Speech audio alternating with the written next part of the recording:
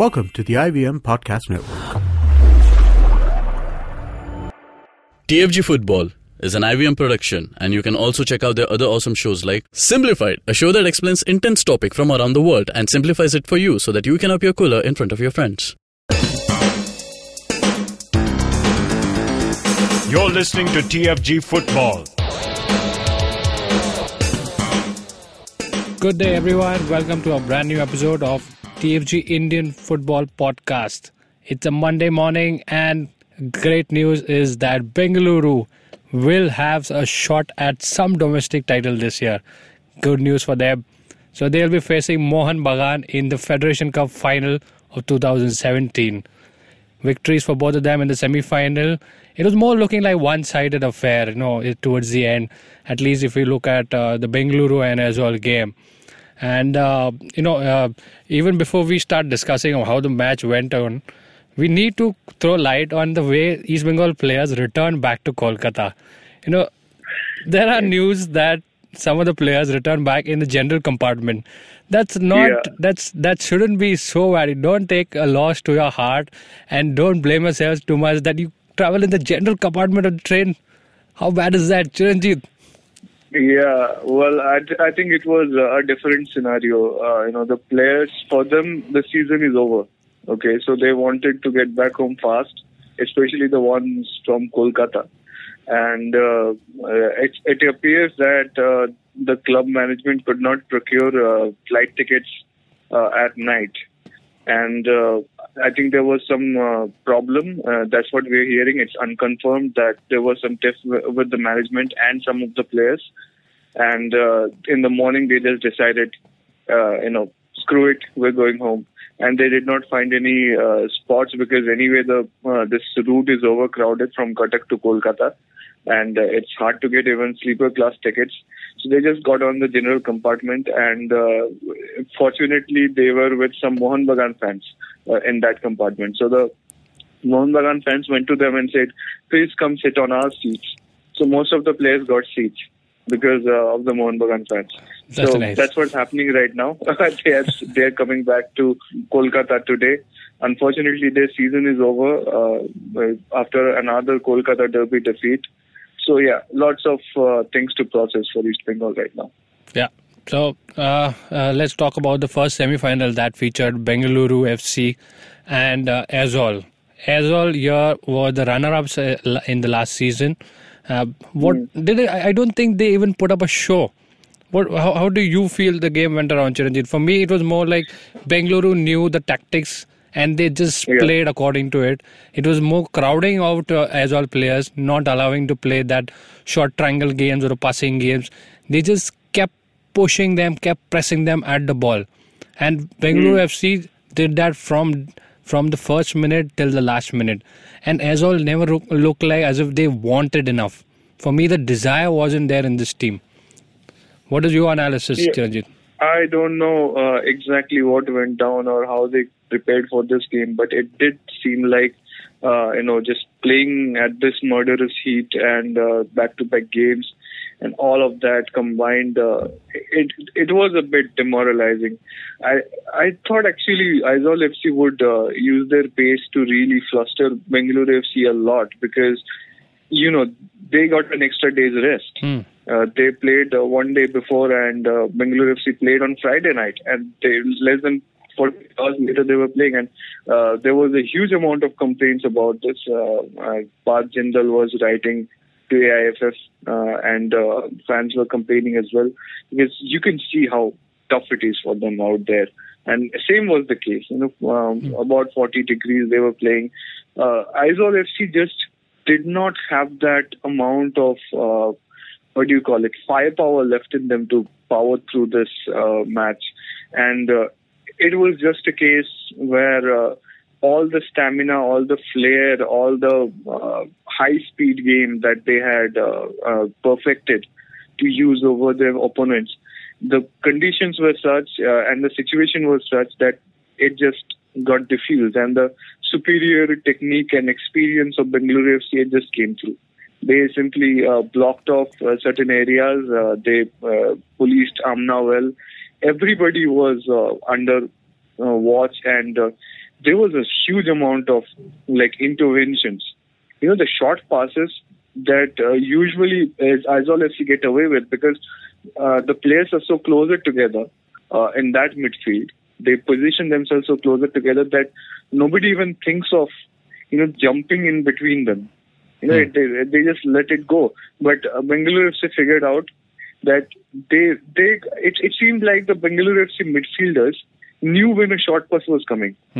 Okay, every time when you could see that one player would get the ball and he would just look around to see where his colleagues are, and at the same time some Bengaluru FC player would notice his head movement and immediately attack the possible gap that he was about to take. Like between two players, there would be somebody running in to close that short pass routine.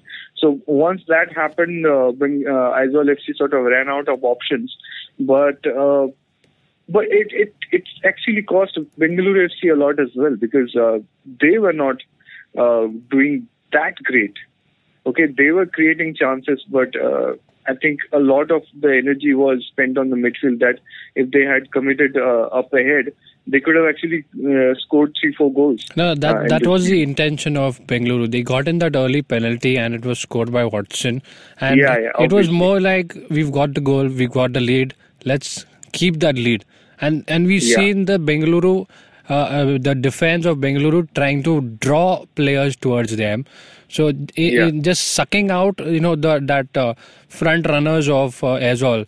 Kamo was being sucked into it. And that really had Aizawl pushing players up front. And Bengaluru never tried to counter-attack. After that goal, it was slow-paced. The game really had almost died down. And it was more like, say, this is all we want in the game. A 1-goal lead. We can just sit back. We can park the bus. And we will take that 1-0 lead towards the end. There was no intention of Bengaluru FC having to score 3 goals. That's normally done. But considering all the factors of the heat and another schedule fixture, because it's not the last game, it's not the final. They have to play another game. Plus, there is the AFC game coming up. They had to conserve energy. If they put in all that they had, it would be just like something hitting back themselves. So that's what was part of the strategy. It was clearly visible that the instruction given to the players was keep the ball, keep the ball, keep the ball. And don't commit too many players forward. And Aizawl, for me, it's not that Bengaluru FC were too defensive. Aizawl never got their passing, underway, and that really affected the team. So that free-flowing game of Aizawl that everybody sees towards the end of the game, when you have 60, 70 minutes on the clock, that's when you see Aizawl reviving, and you see a totally fast-paced side coming to life in that last 20 or 30 minutes. But it wasn't the case yesterday. I don't know. Somehow it didn't feel like the Aizawl that we've been seeing them for so long. Yeah, obviously, but the entire tournament was set up to kill that. It seems like you put them in this heat and bad conditions, and you make them play a match every other day. And how do you think you're going to see speed in the last 20 minutes? If you have conditions like that. And obviously, Bengaluru FC, I think, they just did what they could. It sort of was like the way they played the away game against Johor Darul Tazim in the AFC Cup semi-final. They just played a game of containment. I think they were prepared for a extra time. Yeah. Okay, and they would have been better off because they have a better bench strength. Okay, if there was a 30-minute added on time, it would have favored Bengaluru FC, and it would have favored them in the penalties if the match went into that as well. Because Amrinder, as we saw towards the end, I thought I thought Bengaluru FC messed up. I think Shiju was talking about this, that this Federation Cup seems to be having too many penalties, and almost it became all about penalties. But what a save by Amrinder. Yeah. Excellent, top class. And again, those tired legs actually just gave way to Chulova's penalty. It didn't look like the best of penalties, and Amrinder was on top of it. And that was the last kick, that's last play of the game. That really, was it. it wasn't as if it was a goal kick given. It was, all of a sudden there were handshakes around, people jumping, and it was a confusion for a second. What was it? Are they rejoicing that the goal was saved, or is it a full-time whistle? So, sort of an abrupt ending to that final whistle of the game, and deservingly, Bengaluru take all 3 points. And turning our attention. It wasn't about points. They just needed to stick through and get to the final, I think. Yeah. So, turning our attention to the Kolkata Derby, 2-0 to Mohun Bagan. Are you kidding me? Like, this is one of the things I hate about these Federation Cup derbies. They just set up suddenly. Okay, you're like, something happened. Okay, both teams are in the semi-final. They're gonna play in the semi-final. So we did our show on Friday afternoon. Okay, the derby was set up in Friday evening, and then Sunday the derby happened. Okay, we had a daily show, and the derby was set up and taken place between 2 episodes of our show. And what it does is that it sort of devoids the fans of this huge heat that the derby builds up, as if we need more heat, though. But, it's all part of the process. 2 weeks before the derby, everybody starts talking about it. Everybody's analyzing it. 1 week before the derby, you get some huge amount of tension. All that process was absent. Some 5,000-6,000 people managed to travel from Kolkata, but that was on the short notice. I saw pictures and heard stories of people traveling under like tremendously bad conditions, just scrapping onto general compartments, not getting a place to sit, standing in the seat for 7-8 hours to get to Cuttack and all that, just to be there for the match. Oh man, I mean, it delivered, right? It was good. It was one of the most nervous derbies of the season, I think. Yeah, it really didn't look like, it always looked like anybody's game. It wasn't like, East Bengal could take it or Mohun Bagan could. East Bengal had a lot of chances. The number of chances that East Bengal created, they really outnumbered Mohun Bagan in the statistics over there. They just failed to convert those chances. Very well worked team effort. Rafiq, Plaza, and even Wedson, that curler. These chances that came on early for the East Bengal team could have made a difference, and that really could have heated up the game later on. But it looked like slipping away from East Bengal, and then Mohun Bagan got to do what they are best at, trying to hold the game. But again, it wasn't like a full throttle attack by both teams. They really looked like they were bogged down by this temperature issues, and for me, it was more like East Bengal just slipping, letting it slip past them. It was their game at the beginning. What do you say of that? I think it was something that Trevor Morgan was saying time and again, that under these pressure cooker situations, you see those characters in the team emerge. Those who show leadership, those who show strength and spirit, and that's what gets you through. A draw game in the league becomes a win, 1-goal win, or a high-pressure game like a derby in the semi-final. And this was the season-defining game. Okay, if they had won this and gone on to win the Federation Cup, suddenly a terrible failure or bad season becomes a successful season with a silverware. Yeah. Okay, they had the chance to turn everything around. They started so well, everything was concerted. I think Devjit, for Mohun Bagan fans, he is like, they call him Savejit. I think they can just go full throttle and call him the savior. Okay, the way he denied some of those chances, low saves, one-handed diving saves. Even the other end, I think Subhashis was the goalkeeper for East Bengal. Even he made those couple of saves. That Sony Norde's free kick. I thought that was going in. But what beautiful diving save. But again, I don't think Sony Norde got enough containment. I mean, he looked most troubled when Plaza fouled him, and I thought, like, okay, are we done here? Is he injured and just not going to be able to continue? But yeah, he got up and continued. But what chance he created for Duffy, that beautiful cross came in and good finish from excellent finish, Duffy. Excellent. Yeah, excellent. It would have been injustice. It would have been injustice if that chance just went over the bar or just missed the post. Excellent cross, perfect timing. the weight of the ball was perfect, and he did total justice to that. Yes, seriously. I mean, that's one of the things about East Bengal that I think has been affected because changing coaches so often. It's because Mohun Bagan's game was still so predictable, wasn't it? It was the wings creating those chances and sending crosses and somebody in the middle making the finish. And it was the usual suspect. It's not like somebody surprising came in and scored a goal. Right. It was a Sonny Nordic cross that found Daryl Duffy, and he scored. And then Balwant Singh scored from a cross from Katsumi Yusa. So, yeah, you know where this is coming from. You know those are the two people who will create that attack, not the midfield. There is a major flaw in the Mohun Bagan team. But East Bengal, for some reason, could not strategize enough to block those channels. Okay, it seemed like Katsumi got much more of a leeway, and even Sonny Nordic got way more space than he usually gets. Partly maybe due to the pitch being so wide. I hate football match being played in a cricket stadium, but look, they can make it very wide. Wingers get a lot of room to maneuver. So all those things went Mohun Bagan's way. I think it was a spirit problem. The moment Mohun Bagan took that lead, East Bengal were looking at a mountain to climb, and they when a couple of their chances, even second half, they started quite well. And Rafiq missed a chance. Rafiq, either half, in both the halves, he had got such a golden opportunity.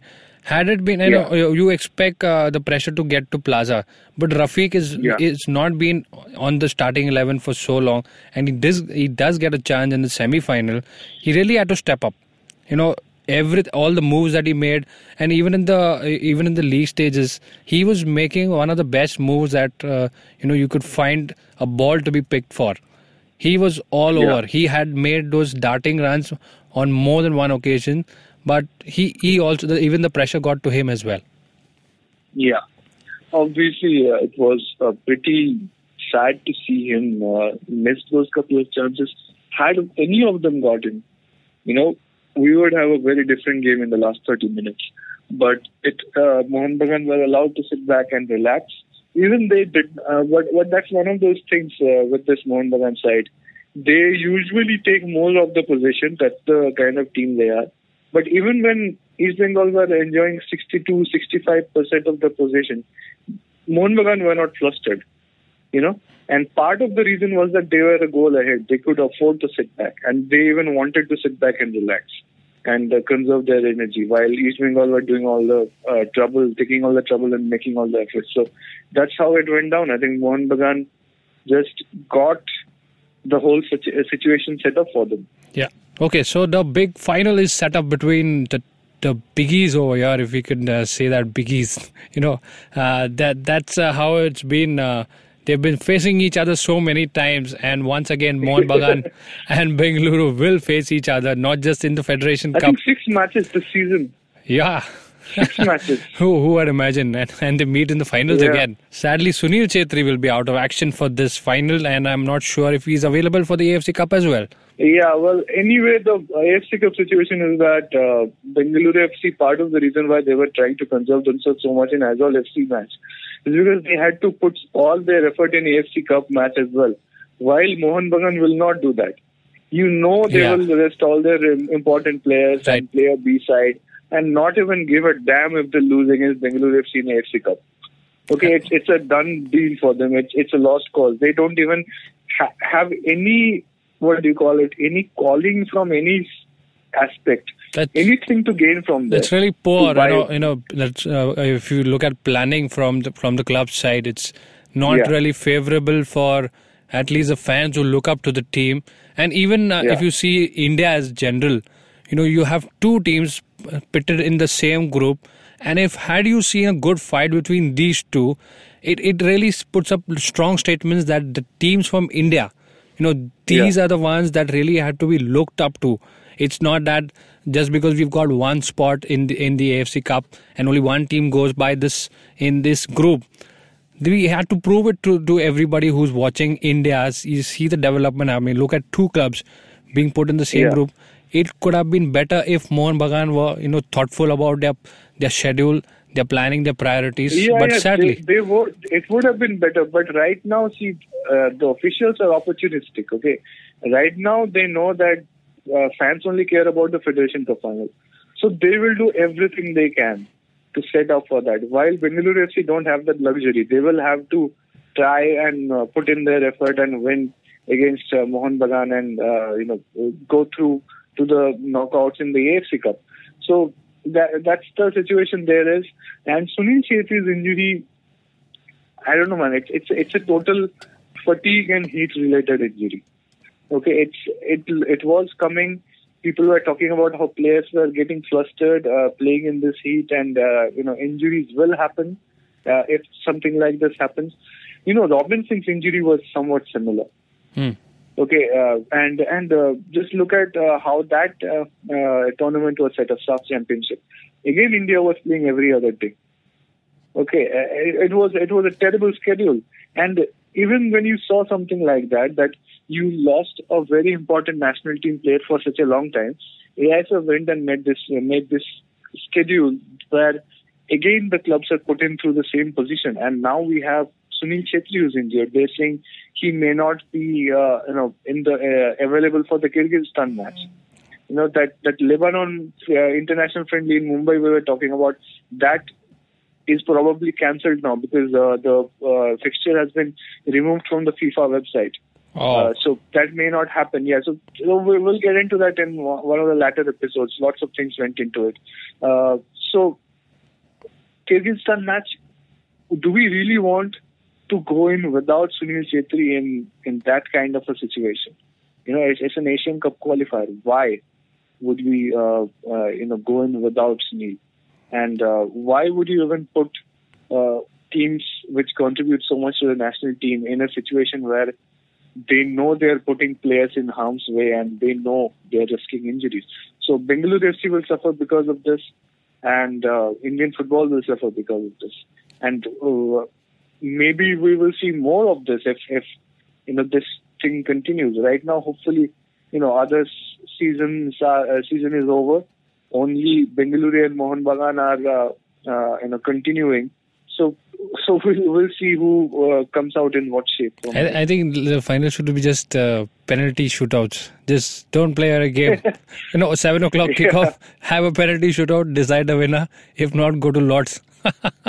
Yeah, Lords. Lords. Oh my goodness. So talking about Indian national team and the injuries. So we did get over the weekend the 35 probables that will be playing in the upcoming... Devjit is back. Oh, Devjit, the curse has been lifted. Great to have Devjit back after all those controversies, and also good to see Vishal Keth from Shillong. He makes his way for the first time, and he's among the 3 players who have been called up for the first time. The other 2 are from Aizawl. It's Laldan Mavia Ralte. Aizawl FC getting called up. So everything that we've talked about on the podcast and that has been discussed over the internet, that Aizawl players were not being picked up. So yes, Jayesh Raine does not make it through again. But Lal Ruathara and Laldan Mavia Ralte. Is that correct, Chiranjit? These are the total 3 new players who received their first call-ups for the national team. And Sunil Chhetri, he's among the 4 or 5 strikers in the national team. We've always been short of good strikers, and it will be a loss to not have Sunil Chhetri in the starting 11, or at least in the squad that we play in the Lebanon friendly. So I hope, Chiranjit, how do you feel about this? It's a big loss for India up front. It's obviously a big loss, but you just look at the scene, and there is JJ, there's Daniel, there are others who are very much ready to fill in the spot. I wouldn't be worried about a friendly game at this point because the Lebanon match is maybe off or anyway.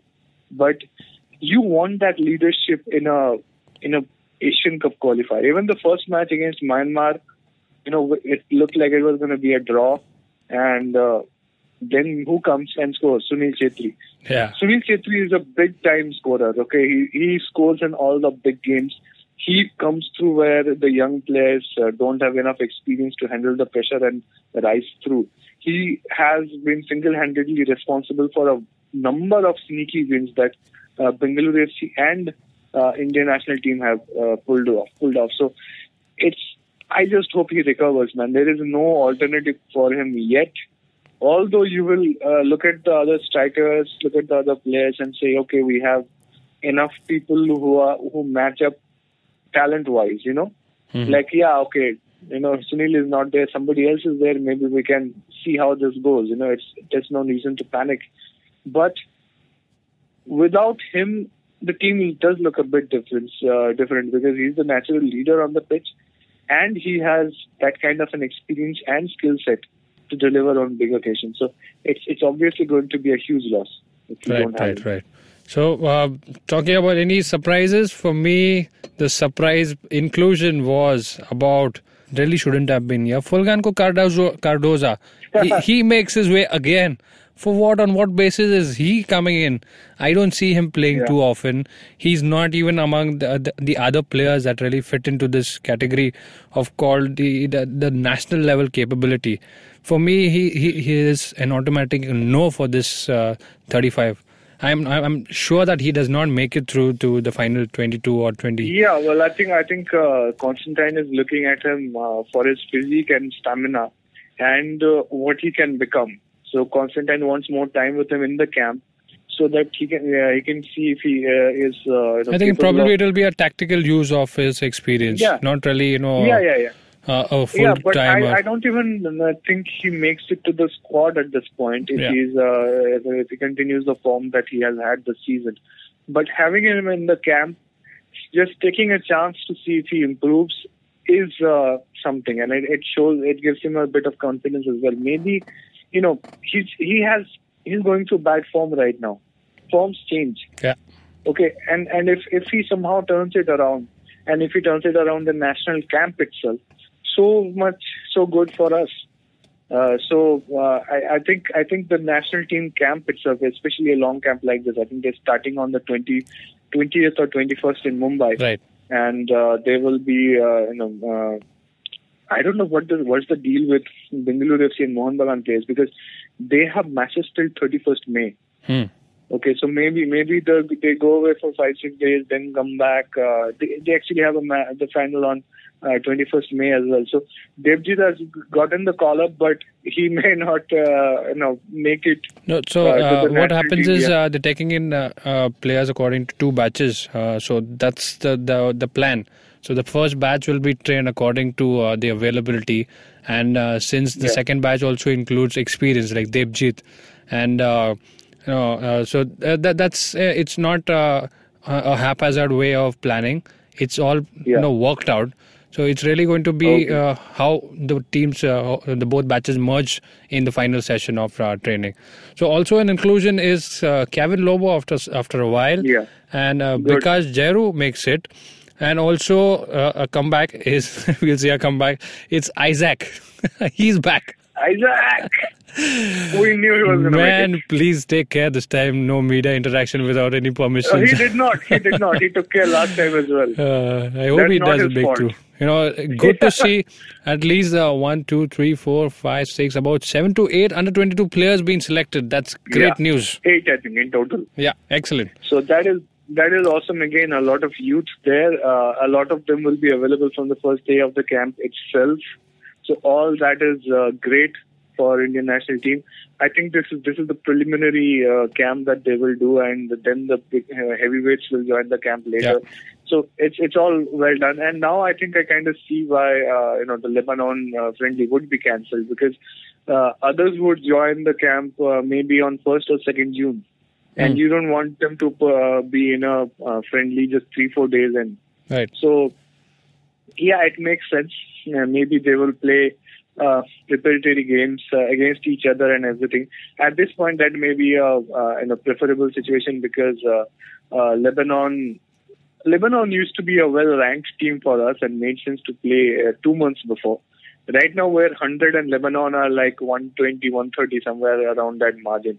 It does not make sense in a ranking viewpoint for us to play them. It's actually a risk. Yeah. What if we don't win? Then we slide down. Yeah, we drop down. If we don't play them, if we don't play them now, we continue our ascent. Yeah. So we just have to take care of Kyrgyzstan. Then, if we win, we get the qualifier points, and that will help us push further. Anyway, so all that will be there. I think whatever decision they are taking, it's fine. Indian national team will have enough preparation for this one game. So all that is falling into place very nicely. All right. So then that's about for today's show. Do continue listening and sending in your comments, your thoughts on how the Indian football is growing and any other things that you want to share with us. We are on YouTube. Download the IVM Podcast app. Do subscribe to our channel, share, like, hit the bell icon to get notifications. IVM Podcast also has some awesome shows. Do download on Android and iOS. And also catch the podcast on major podcasting platforms like SoundCloud, iTunes, etc.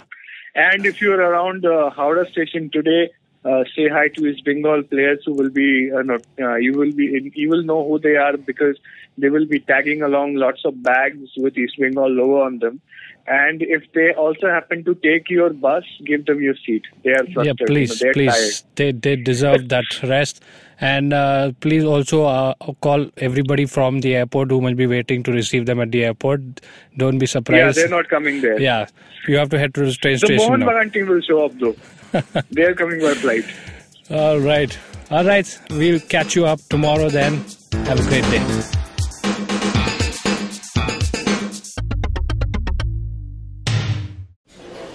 Excuse me भैया, excuse me, बोलिए madam. Menu में क्या है? Menu में scene unseen है, podcast है, on course है, Cyrus है, made in India, rediscovery project, empowering series, sex wax है, IVM लाइक्स है, सिंप्लीफाइड है, कीपिंग इट क्वियर है, थिंग्स एंड डेस्टिनेशंस है, माय नेबर जकरबर्ग है और द फैन गराज है। आपको क्या चाहिए? एक बार रिपीट कर देंगे क्या? रिपीट नहीं करता हम। आप जाओ IVMpodcast.com पे और सुनो ये सब, या फिर डाउनलोड करो उनका ऐप, सब आपकी उंगलियों पे।